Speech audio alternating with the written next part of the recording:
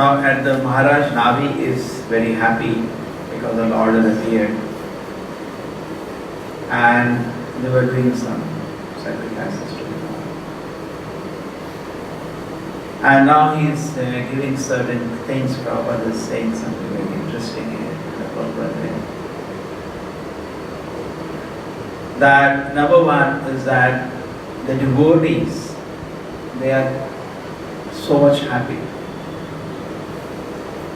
in chanting the glories of the Lord, and by this very process, by glorification of the Lord's various activities, all the impurities of the heart are removed.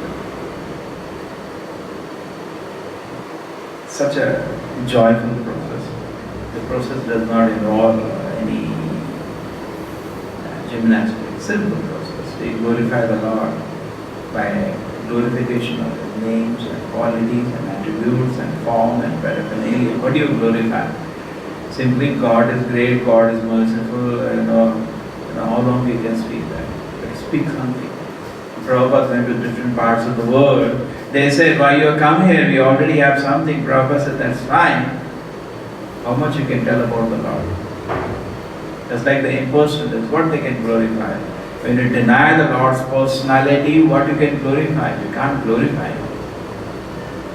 So the priests were actually feeling obliged because the Lord had come. It's not easy. Many people say, show me God. It's not cheap. It's not cheap. Don't make God so cheap. You should be qualified. You don't say, show me the Prime Minister of India. You have to be qualified to be in His presence. A small teeny fellow like this always makes a judgment who can be in His presence. Everybody makes no. Krishna also does not make Himself available unless we are qualified for His presence.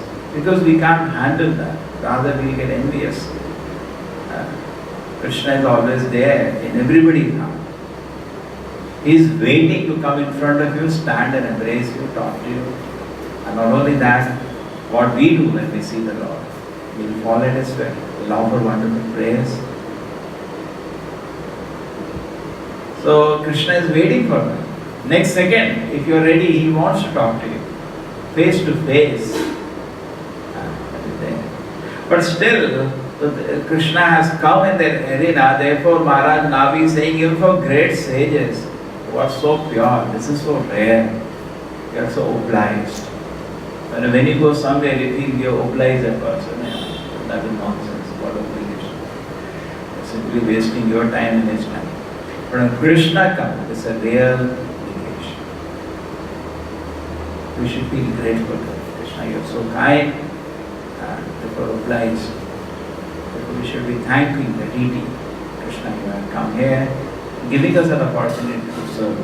Now, second thing is, Prabhupada is saying something even more higher. What is that? Devotees don't bother for the Lord's presence. Actually, they are so happy in serving Him. Let Krishna dance with the gopis. Why he has to come and be in front of Him? Let Him enjoy. If I am happy if I get some opportunity to serve Him. Therefore, Prabhupada says in Bhagavatam also. He says, devotees are very happy to be at the lotus feet of the Lord and to continue service. They are not interested to Krishna to come in front of them and show them. They are enjoying unlimited bliss in just the service to the Lord. Therefore, Prabhupada says the Lord's personal presence is not actually required. This is for very, very advanced. Just like it says, a very, very advanced devotee. They are not bothered about whether they go to Vaikuntha also. Anywhere, the whole cosmos, there's so much pleasure. Vishwamurna Sukhaya. It's a great pleasure for them. So for us as neophytes, sometimes some people say, do you see God? How do you continue devotion service? You are not seeing God. This question comes up. How I am continuing? Because same principle. Under shelter of a great Acharya, we are feeling some pleasure in service to Krishna. That confirms to us the Lord is there. Even though we are philosophically convinced from every angle, from the Shastra, from the authority of the Acharya, from the authority of the Shastra, we are convinced. But we have not seen him personally. It's true, we see the deity which is not no way less, but not the form of Krishna which can talk, dance with us. We have not seen him. So how we are continuing devotion service? Because of the transcendental pleasure which we are experiencing in devotion service, which transcendentally confirms us. This faith, people like to that teeny brain to develop. I have understood, I have seen, I have developed faith. They don't even know. The devotees take to devotion service, transcendentally they get, the soul gets convinced. Yes, this is the process for my life, for my spiritual complete life. Shri Prabhupada ki Srimad Bhagavatam